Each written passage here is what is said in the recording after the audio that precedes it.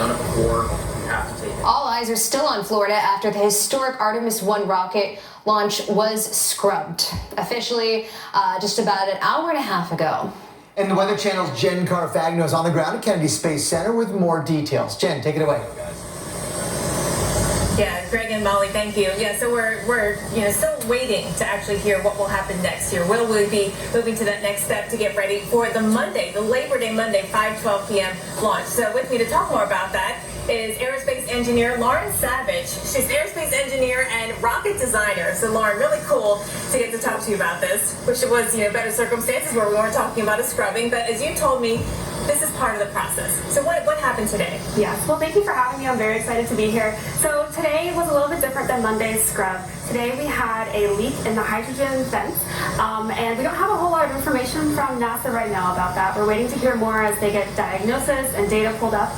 So that was what caused today's scrub. So the oxygen propellant loaded fine? The oxygen loaded, yes. And it was during the hydrogen loading that they discovered a leak. Will they drain the oxygen waiting for the next attempt? They usually do. They usually don't keep the cryogenics on board for much longer than they need to. So this is why, with the next attempt that will be, the window would come at 5:12 on Monday, this decision needs to be made soon, right?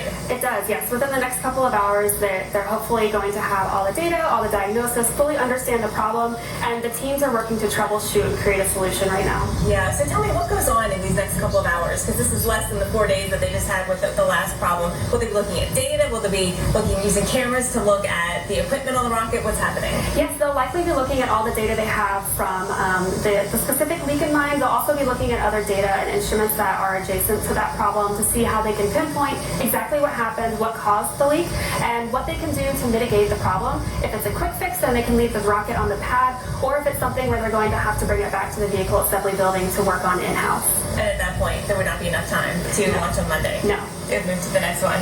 There was another problem on this past Monday's attempt as well that had to do with the chiller. Tell us more about that. Now, that's not really going to be an issue going forward. Right. So in order to run these main core engines, we use cryogenic fuels. And what that means is they're really cold. They're about negative 400 degrees Fahrenheit, and you can't just run the fuels into the engines without cooling them down because it will shock the engines. So we have to do what's called pre-cooling. And there are 4 main engines that were reused from the shuttle days and upgraded for this program. They were able to cool down 3 of them, but engine number 3 had a problem, and it looked like it wasn't cooling to the proper temperature. But after they started looking at data and the redundant instruments that we have on board, they were able to see that it actually wasn't a problem with engine number 3, it was actually just a faulty sensor. So that's not hanging over our heads, which is good to know going into a potential next attempt if that happens on Monday. Because earlier today, thinking about, we're dealing with these 3 hydrogen leaks, and we still don't know, for sure about the chiller, but that's good to sort of remove that as a problem. Yes, it's not something we have to worry about. Yeah, well, let's talk about rocket design, and this being the most powerful rocket in the world. Where do you start with this in terms of the engines?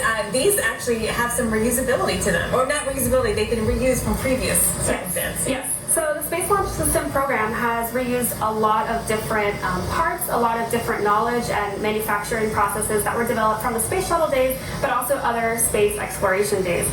So we actually have the 4 main core engines on board the SLS from the space shuttle program. They're called RS-25s, built by Aerojet Rocketdyne.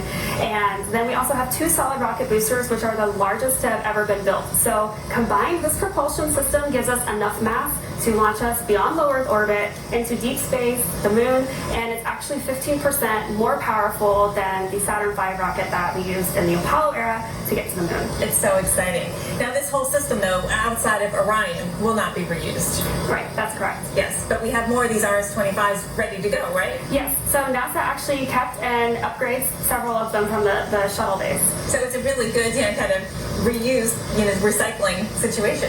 Yes, they try to. They try to recycle what they can. Yes, yeah. Well, we'll talk about, what's going to happen on Monday. So we would have to start this evening with the sort of whole process again when it comes to getting ready for Monday's potential launch, right? Yes, we would have to have a clear decision on whether or not the leak that was found can be fixed on the pad or if it needs to be brought back inside. That will really be the main driver to whether or not we're able to launch on Monday. Yes, and you were talking about this being the most powerful rocket. I mean, let's talk about rocket design. In terms of designing something like this, what do you use old and then make it new again? Tell me just what goes through your mind as a rocket designer. Yeah, so you try to use what already exists. You try to familiarize yourself with everything that has already been used, all the knowledge that we have, and then you try to make it a little bit better. Yes, exactly. Lauren Savage, thank you so much. I appreciate that. We'll be back with more here on the Weather Channel, continuing coverage after this.